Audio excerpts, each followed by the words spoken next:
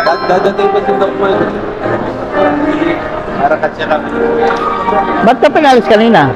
May ano na, serve na.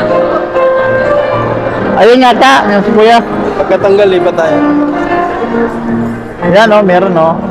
Okay na ba? Okay na? Pakita mo ito. Lahat.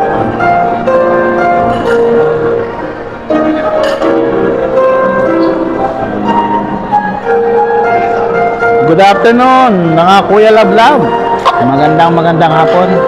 Andito po ngayon tayo sa Manila Hotel. Kung saan ay today po ang proclamation ng mga winning party list. And andito po tayo ngayon to witness yung proclamation. Kasama po natin ang ating mga kaibigan, ang aking kapatid na napakagwapo. Yan po ay member and officer ng kapisanan ng broadcaster sa Pilipinas. Tita, di lang kayo pumasok sa kabila.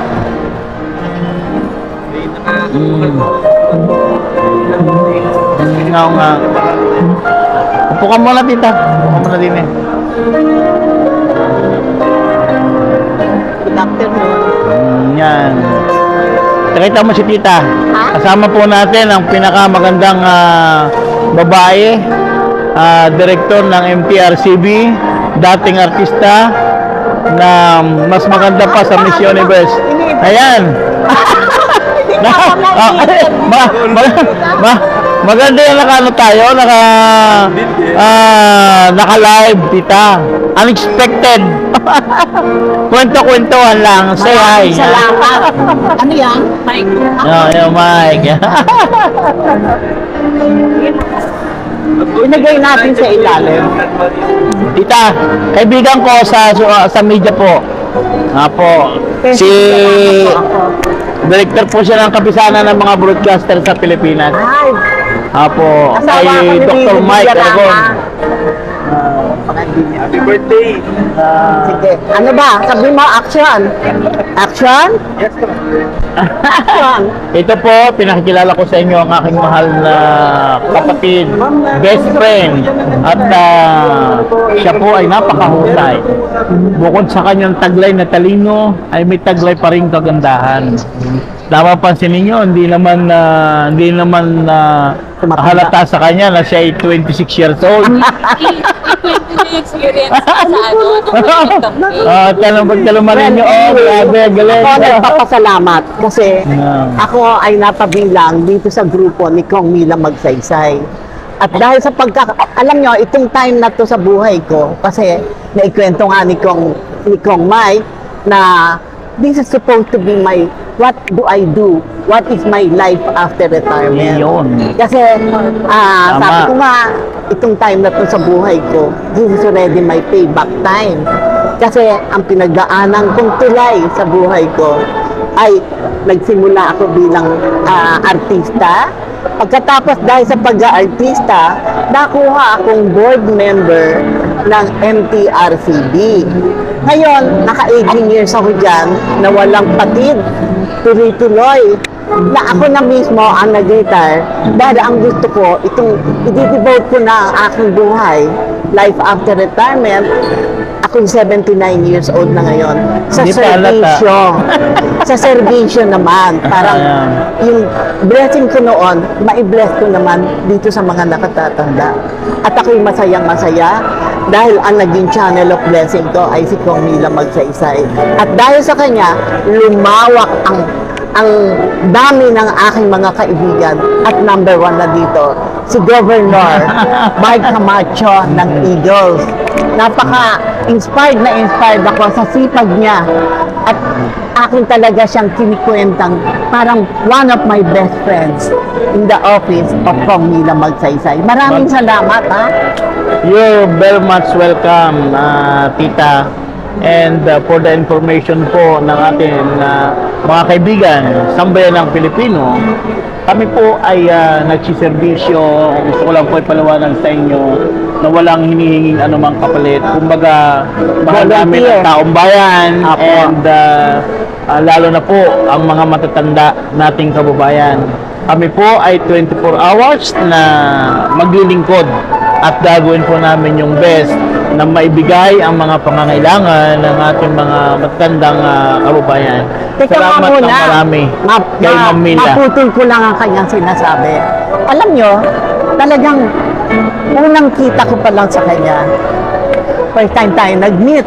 Kasi ako talaga, taga Binyan, Laguna.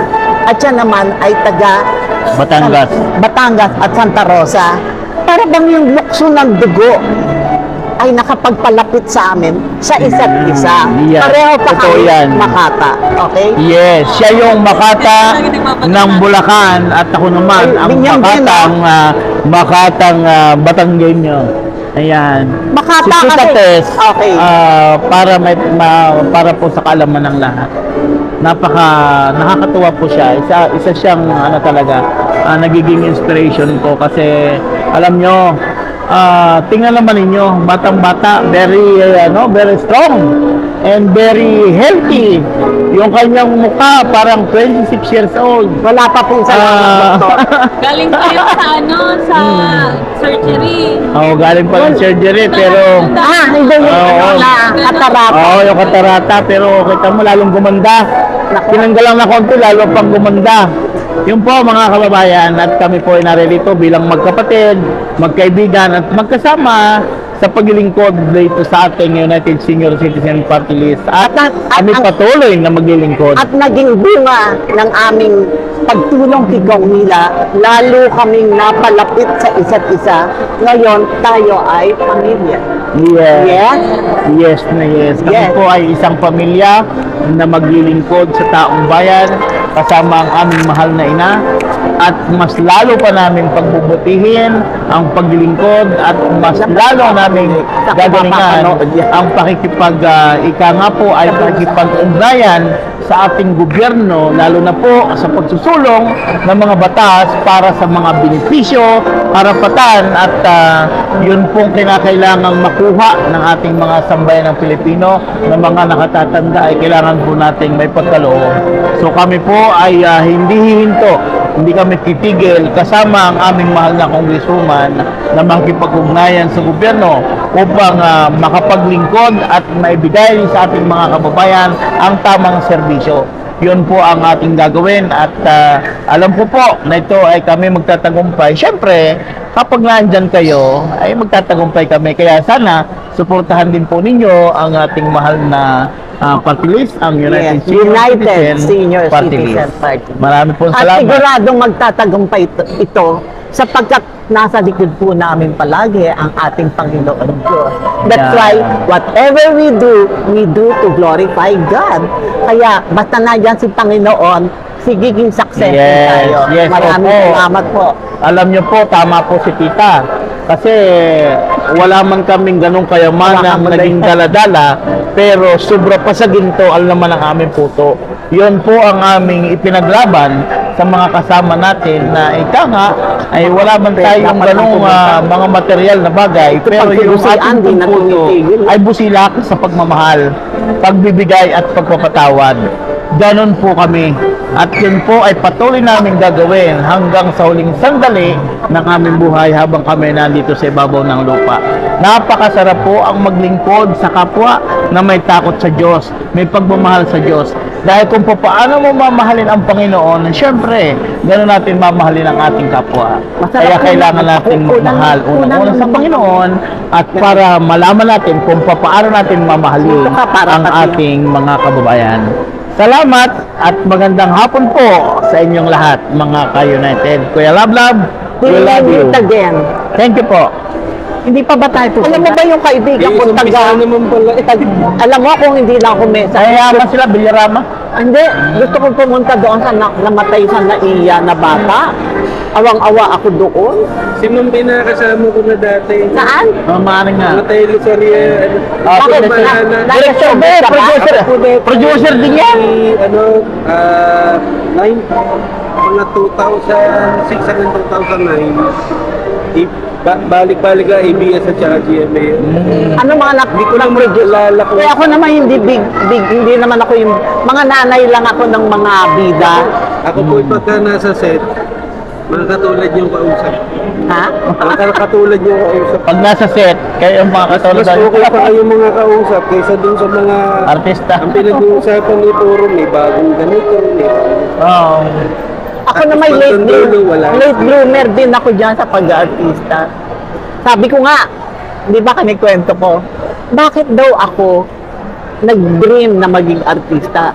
Sabi ko, nang bata pa ako, lumaki ako ng Binyang, wala akong ginawa kundi pumunta sa plaza ng Binyang at nagre-rent ako.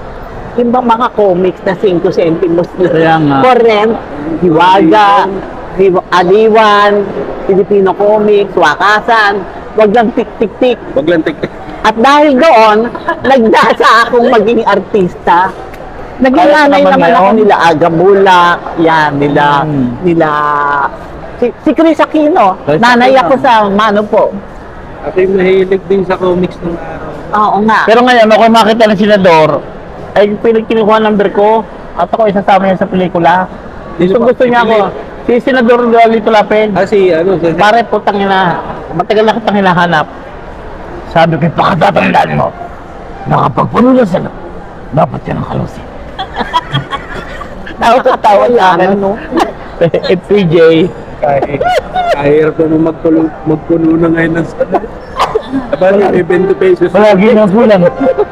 Okay, ano may advice ko sa mga kabataan?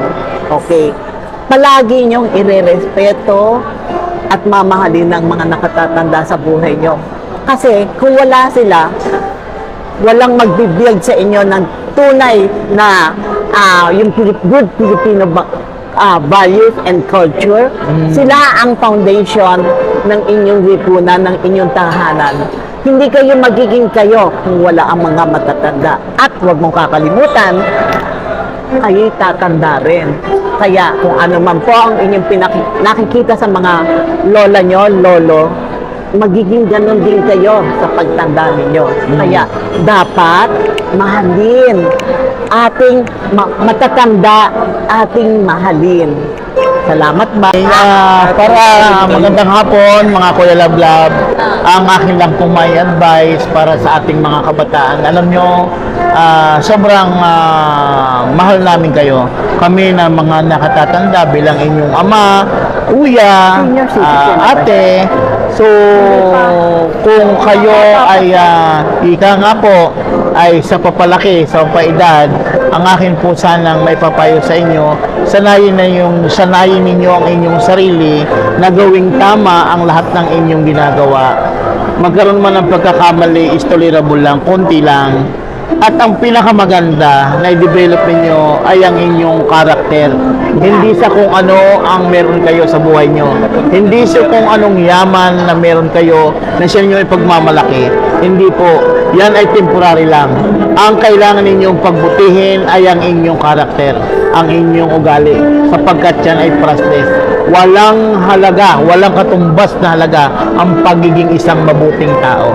Kaya sa mga kabataan, advice ko po sa inyo, huwag po kayong maging, ika nga po ay pabadalos-dalos ng desisyon.